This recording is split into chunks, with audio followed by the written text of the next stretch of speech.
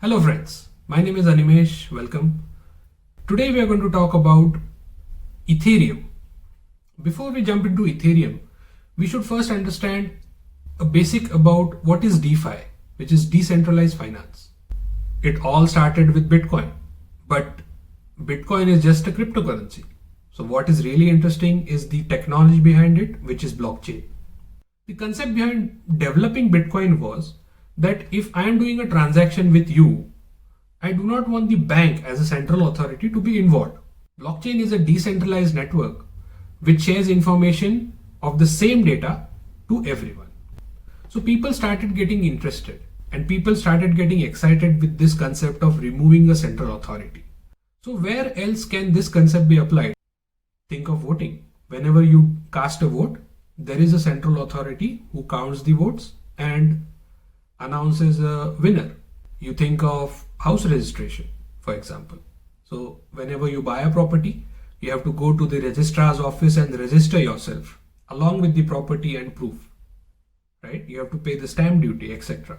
So again, a central authority involved. Look at the example of Facebook, for example. Let's say a server farm which is holding data for the entire Indian region. Again, a centrally managed concept. People got excited. People thought, why not create applications which are useful for the industry using this technology? Then they thought and looked at Bitcoin network. Here, Bitcoin network was developed using Turing incomplete coding, basically used for debit credit, or its purpose is only for simple transactions.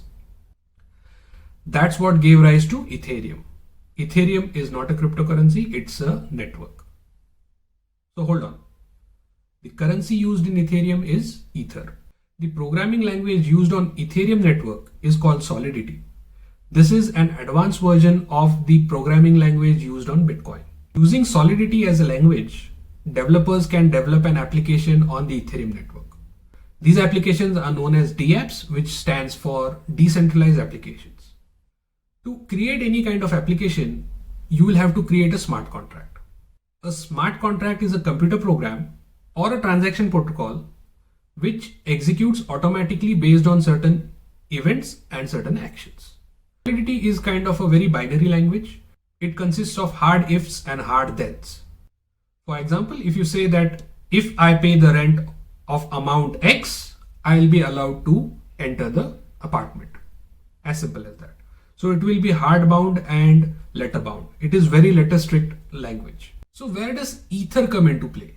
Ether is the cryptocurrency of Ethereum. So whenever you have to transact, you'll have to pay it with Ether in the Ethereum network. How is Ether related to Bitcoin? So if you say Bitcoin is digital gold, Ether is digital oil. It will be very interesting for you to know that there are more number of Bitcoins engaged or entangled in the Ethereum network as compared to the Bitcoin network itself. Ether is open to anyone. You can exchange it on any crypto-based platforms that are available. It is divisible up to 18 decimal places. You don't have to buy an entire Ether. You can buy fractions at a time. How does it compare to Bitcoin? If you look at the market cap of Bitcoin, it is $1 trillion today, almost 10% of gold.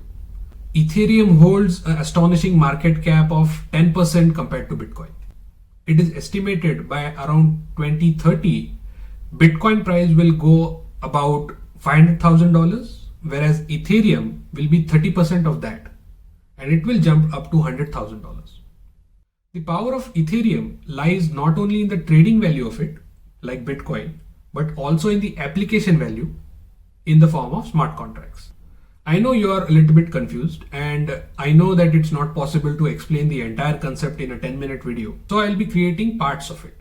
The purpose of this video was just to familiarize you with certain jargons or terms that we use. So for example, Ethereum network, a smart contract, Ether, the cryptocurrency, the programming language Solidity, and things like that.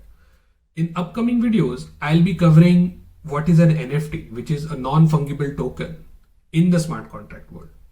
What are the different types of layers in DeFi, which is decentralized finance, and all these advanced concepts which help in the value realization of Ether.